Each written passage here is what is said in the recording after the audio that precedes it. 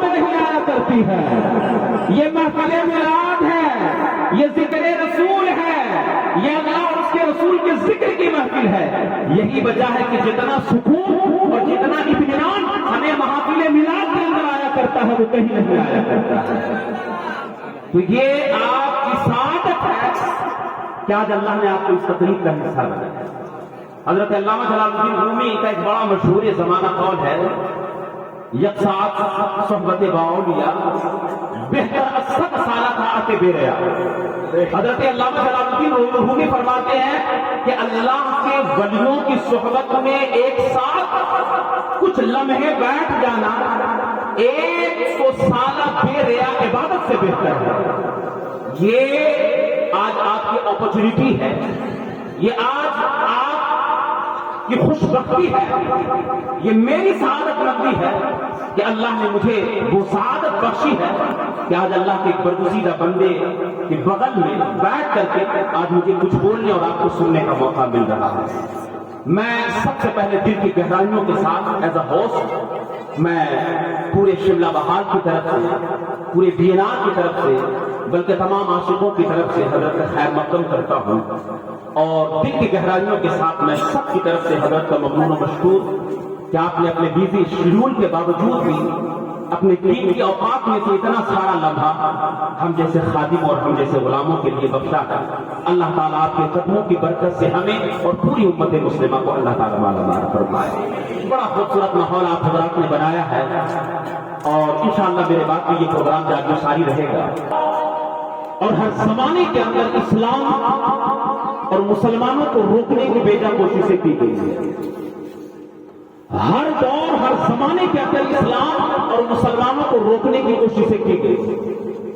پھر چاہے وہ زمانہ میرے سرکار کا ہو یا صحابہ کا, دور ابو بکر و عمر کا ہو یا عثمان و علی کا, زمین کربلا کی ہو یا میدان بدر کا, بات آج سے 1400 سال پہلے کی ہو یا موجودہ دور حکومت کی, ہر دور ہر زمانے کے اندر اسلام اور مسلمانوں کو روکنے کی کوششیں کی گئی, آج بھی کی جا رہی ہے اور شاید قیامت تک کی جاتی رہے گی. لیکن شاید لوگ بھول جاتے ہیں. قلندر لاہور ڈاکٹر علامہ اقبال نے کہا اسلام کی فطرت میں قدرت نے لچک دی ہے, اسلام کی فطرت میں قدرت نے لچک دی ہے. فرمایا جتنا ہی دباؤ گے اتنا ہی یہ ابھرے گا. یہ دین فطرت ہے اور اس کی خاصیت ہے کہ اس دین کو جتنا زیادہ دبانے کی کوشش کی جائے گی یہ دین اتنا زیادہ بڑھتا جائے گا, اسلام اتنا پھلتا جائے گا, اسلام اتنا پھولتا چلا جائے گا. علامہ اقبال نے کہا کہ اسلام کی مثال گلاب کی ڈالیوں کی طرح ہے. فرمایا جس طرح گلاب کی ڈالیوں کو تم جتنا زیادہ تراشو گے خوشبوئیں پھیلتی جائیں گی. گلاب کی ڈالیوں کو تراشتے جاؤ خوشبوئیں پھیلتی جائے گی. فرمایا یہی مثال اسلام کی ہے. اس دین کو جتنا زیادہ دبانے کی کوشش کرو گے یہ اسلام اتنا پھلتا جائے گا, پھولتا جائے گا, اسلام اتنا بڑھتا چلا جائے گا. اسلام کی فطرت میں قدرت نے رچن دی ہے, جتنا ہی دباؤ گے اتنا ہی ابھرے گا. آج پوری دنیا کے اوپر سب سے زیادہ مخالفت اسلام کی ہو رہی ہے یا سب سے زیادہ مخالفت قرآن کی ہو رہی ہے. لیکن تعجب کی بات سنیے کہ جس اسلام کی مخالفت سب سے زیادہ ہو رہی ہے آج اسی دین کو سب سے زیادہ اسٹڈی بھی کیا جا رہا ہے. جس قرآن کی مخالفت سب سے زیادہ ہو رہی ہے آج اسی قرآن کی تلاوت بھی سب سے زیادہ ہو رہی ہے. اپنے بھی پڑھ رہے ہیں, غیر بھی پڑھ رہے ہیں. یہ میڈیا جرنلسٹ کے جتنے لوگ ہیں وہ بھی پڑھ رہے ہیں, تلاش رہے ہیں کہیں قرآن میں کچھ نقص مل جائے, تلاش رہے ہیں کہیں کوئی ٹیررزم کا سبب مل جائے. اپنے بھی پڑھتے ہیں, دوسرے بھی پڑھتے ہیں. ابھی ریسنٹ میں آپ نے پڑھا ہوگا, صرف 12 مہینے پہلے کی بات ہے, امریکہ کا ایک بہت بڑا فادر, حضرت جانتے ہیں ہیلیگن ہیگری, صرف 12 مہینے پہلے کی بات ہے. فادر ہیلیگن ہیگری یہ امریکہ کا بہت بڑا پادری, یہ اتنا بڑا پادری تھا کہ لوگ اس کی پرستش کیا کرتے تھے. یہ خود کہتا ہے کہ میں نے قرآن پڑھا. مقصد کیا تھا کہ اس دین کے اندر نقص نکالا جائے, اس کے اندر ٹیررزم کا سبق نکالا جائے اور زمانے کو بتایا جائے تو قرآن پڑھ رہا ہے, اس میں تو دہشت گردی کا پارٹ ہے. 20 سالوں تک یہ قرآن کو اس لیے پڑھتا رہا کہ لوگوں کا دھرم پریورتن کیا جائے گا, اسلام سے ہٹا کر لوگوں کو عیسائیت کی طرف لیا جائے گا. لیکن ہوا کیا, اللہ کی ہدایت آئی, قرآن کا معجزہ دیکھو, معجزہ دیکھو, آیا کا دین بدلنے کے لیے خود اپنا دین بدل لیا. آج اس کا نام ابو سعید ہو گیا ہے, صاحب ایمان ہو گیا ہے, مسلمان ہو گیا ہے. یہ قرآن کا معجزہ ہے, یہ دین فطرت کا معجزہ ہے کہ اس دین کو جب جب دبانے کی کوشش کی جائے گی, اسلام اتنا پھیلتا جائے گا, اسلام اتنا پھولتا چلا جائے گا. نعرہ تکبیر, نعرہ رسالت, مذہب اسلام, مذہب اسلام. سبحان اللہ, اسلام کی فطرت میں قدرت نے لچک دی ہے. یہ دین فطرت ہے, جتنا ہی دباؤ گے اتنا ہی ہوگے. ان دنوں اسلام کو روکنے کی کئی ایک نئی کوششیں جاری ہیں. کبھی مسجدوں کے لاؤڈ اسپیکر پر پابندی, تو کبھی سڑکوں پر نماز پڑھنے پر آپتی جتائی جا رہی ہے, تو کبھی حجاب اور برقع کے نام پر ہماری بچیوں کو تعلیم سے دور رکھنے کی کوششیں کی جا رہی ہیں, تو کبھی CAA, NRC, UCC, یکساں سول کوڈ جیسے غیر ضروری قانون کو نافذ کرنے کی باتیں کی جا رہی ہیں, اور کوشش کی جا رہی ہے کہ مسلمانوں کے جذبات کو مجروح کیا جائے. کوشش کی جا رہی ہے کہ اس کے ایمان میں تذبذب پیدا کیا جائے, مسلمانوں کے ایمان کو کمزور کیا جائے. لیکن الحمدللہ ثم الحمدللہ ہم صاحب ایمان ہیں, ہم مسلمان ہیں, اور ایک مسلمان کی پہچان یہ ہے کہ وہ سب کچھ چھوڑ سکتا ہے لیکن اسلام نہیں چھوڑ سکتا ہے. ایک مسلمان کی شناخت اور پہچان یہ ہے کہ وہ اپنی جان دے سکتا ہے لیکن وہ اسلام نہیں دے سکتا ہے. جان دینا دوبارہ ہوگا لیکن اسلام کا دامن ہاتھ سے چھوٹ جائے ایک مسلمان کو یہ کبھی گوارا نہیں ہوگا. آپ دیکھیں نا حضرت بلال کی زندگی کچھ ہے, سبحان اللہ, ان کی زندگی ہمارے لیے آئیڈیالوجی ہے. حضرت بلال جب صاحب ایمان ہوئے, مسلمان ہوئے, نئے نئے مسلمان ہوئے, ان کو زمین پر, جون جولائی کا مہینہ ہے, تپتی ہوئی ریت پر حضرت بلال کو لٹا کر کے ان کے اوپر گرم پتھر رکھا گیا. امیہ بن خلف نے مارنا شروع کیا, لیکن تعجب کی بات سنیے کہ بلال کو مارا جا رہا ہے لیکن بلال مسکرا رہے ہیں. احد احد کی صدائیں بلند ہے, بلال کو مارا جا رہا ہے, زبان پر مصطفیٰ کا درود ہے, ہمیں اور آپ کو مارا جاتا ہے تو ہم آہو فغاں کرتے ہیں, لیکن یہ نبی کا بلال ہے, مسکرا رہے ہیں. لوگوں نے کہا بلال آپ کو ڈر نہیں لگتا ہے, آپ کی جان لی جا رہی ہے, آپ کی جان جا سکتی ہے, آپ کو ڈر نہیں لگتا ہے. بلال نے کہا غلامان محمد جان دینے سے نہیں ڈرتے, یہ سر کٹ جائے یا رہ جائے کچھ پرواہ نہیں کرتے. سبحان اللہ, نعرہ تکبیر, نعرہ قومیت وسعت. ہم روتے ہیں, آنکھوں فغاں کرتے ہیں, چیختے ہیں, چلاتے ہیں, لیکن یہ مصطفیٰ کا بلال ہے. بلال آپ کو مارا جا رہا ہے لیکن احد احد کی صدا, ایک شخص کا گزر ہوا, کہا بلال لوگوں کو مارا جاتا ہے, وہ روتا ہے, اور آپ احد احد کر رہے کیوں؟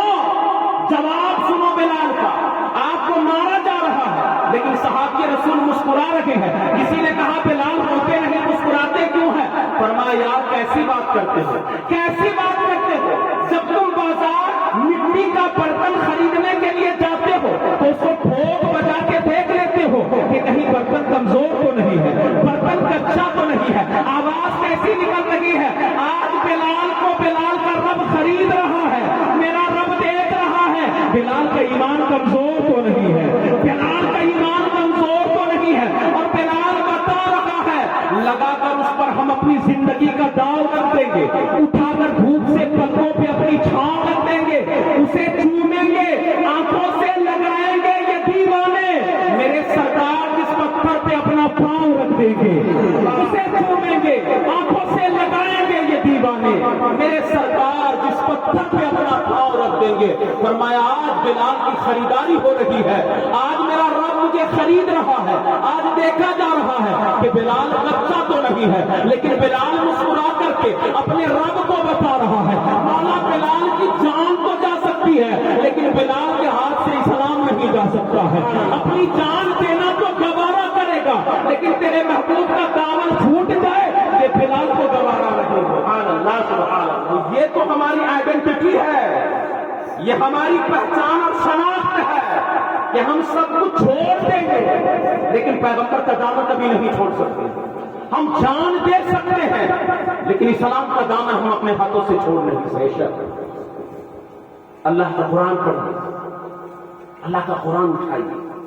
قرآن مجید کی ایک آیت ہے وَتِلْكَ الْأَيَّامُ نُدَاوِلُهَا بَيْنَ النَّاسِ، اللہ قرآن میں فرمایا گھبراؤ نہیں، یہ میرا وعدہ نہیں، اللہ کا قرآن ہے۔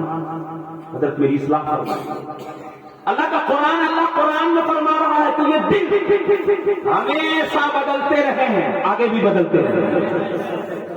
آج جس خانہ کعبہ کی طرف رخ کر کے تم نماز پڑھتے ہو، یہ وہی خانہ کعبہ ہے کہ اس گھر کے اندر 365 بھگوان کے بھگوان، یہ وہی خانہ کعبہ ہے کہ جس کے اندر 365 چھوٹے بڑے بت تھے، پتھر تھے، لیکن جب اللہ نے حالات بدلے، دور بدلے، جب زمانہ بدلا تو پھر حضرت علی اور میرے نبی نے مل کر کے ان پتھروں کو باہر کر دیا۔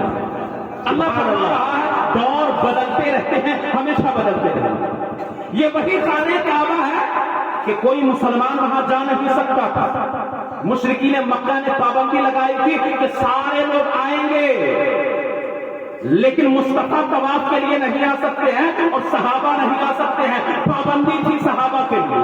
ایک دور تھا کہ مسلمان وہاں جا نہیں سکتے تھے لیکن جب دور بدلا، حالات بدلے تو یہ وہی خانہ کعبہ ہے کہ جس کی چھت پر چڑھ کر کے حضرت بلال نے آزان پکاری۔ اللہ سبحان اللہ، یہ دور ہمیشہ بدلتے ہیں، آگے بھی بدلتے رہیں گے۔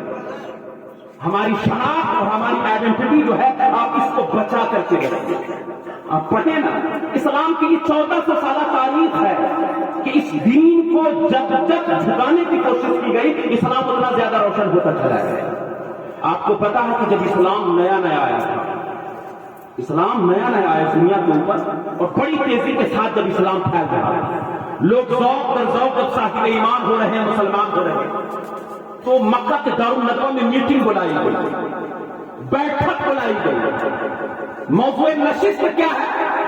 ہاؤ ٹو اسٹاپ آف اسلام، اسلام کو کیسے روکا جائے۔ اتنی تیزی کے ساتھ اسلام پھیل رہا ہے، لوگوں کو مسلمان بننے سے روکا کیسے جائے۔ میٹنگ بلانے والا ابو جہل ہے، تمام مشرکین مکہ کو جمع کیا، کہا کہ یار اسلام تو پھیل رہا ہے، بڑی تیزی کے ساتھ لوگ مسلمان ہو رہے ہیں، اسلام کو روکا کیسے جائے، انکش کیسے لگایا جائے۔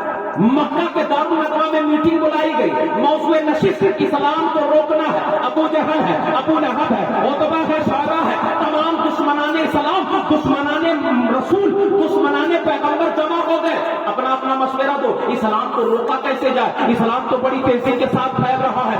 تمام لوگوں نے اپنے اپنے مشورے دیے، کسی نے کہا یہ کرنا ہوگا، یہ کرنا ہوگا، یہ کرنا ہوگا، یہ کرنا ہوگا۔ ابو جہل نے کہا ایک راستہ ہے، پوری دنیا کے لوگ مکہ میں جمع ہونے والے ہیں، ایک کام کرو، جتنے لوگ خانہ کعبہ کے طواف کے لیے آنے والے ہیں، تمام لوگوں کے کان میں جا کر کے کہیں گے کہ سنو، پورے مکہ کے اندر جتنا گھر ہے ہر گھر میں جانا، لیکن وہ جو محمد کا کٹیا ہے اس کے قریب نہ جانا۔ پورے مکہ میں سب کی باتیں سننا لیکن یہ جو محمد ہے نا ان کی باتیں نہ سننا، سب سے کلام کرنا لیکن ان سے باتیں نہ کرنا، سب کو دیکھنا ان کے قریب نہ جانا۔ یہ بہت بڑا جادوگر ہے، یہ کاہن ہے معاذ اللہ، یہ شاعر ہے، کوئی ان کے قریب نہ جانا۔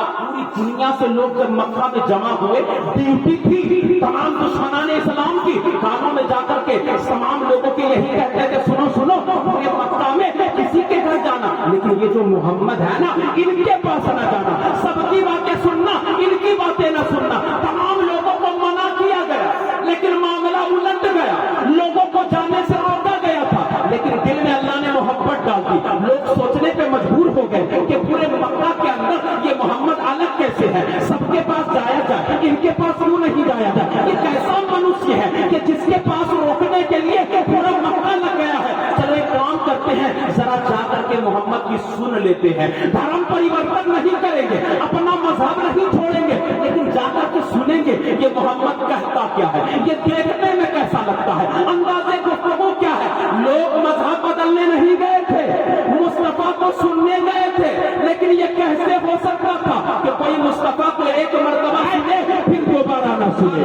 یہ کیسے